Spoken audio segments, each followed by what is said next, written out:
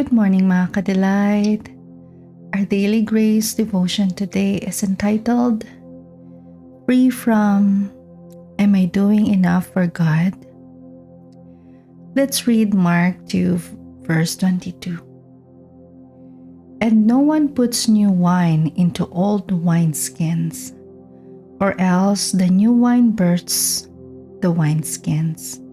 The wine is spilled and the wineskins are ruined. But new wine must be put into new wineskins. Have you ever wondered what Jesus was referring to when he shared on the new wine and old wineskins? He was referring to the mixture of the two covenants. The new wine represents the new covenant of grace, while the old wineskin represents the old covenant of law. Have you ever seen old wineskins? They are brittle, hard, and inflexible. That's the law. It is inflexible.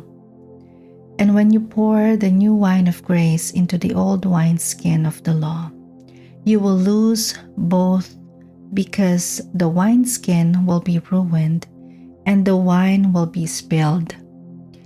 The virtues of both the old and the new covenants will be canceled out and lost. I received a letter from Kristen in Florida, whose experience with mixing law and grace was similar to the Galatians. When she received her salvation at the age of 17, she experienced unconditional love for the first time in her life as God's mercy and grace washed over her. In the beginning, she said that church was a joy as they worshiped, shared, and prayed. But within a few years, she succumbed to works mentally and began searching the scriptures to discover what she needed to do. Having lost her joy and peace, she was tormented by thoughts of not doing enough for God.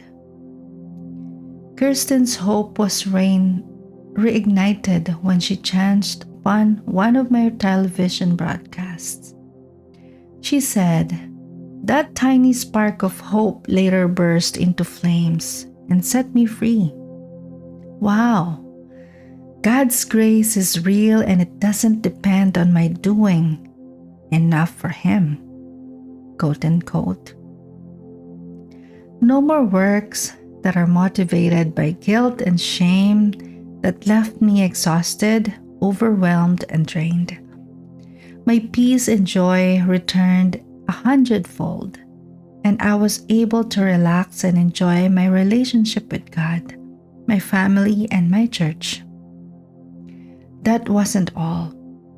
Her revelation of God's grace put a newfound peace and rest in her heart, such that when the economic downturn in 2008 wrecked America financially, affected her family, she chose to rest and believe that God would provide for her family. I prayed one morning for God to give us something that day based solely on His grace and not our efforts.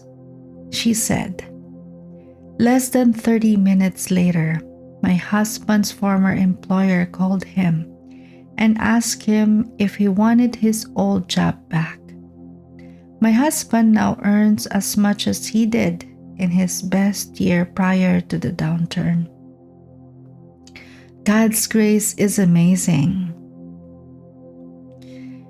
Beloved, don't allow a mixture of law and grace to invade your heart and mind. God hates mixture because it robs you of the freedom, peace, and joy that come from resting in His Son's finished work.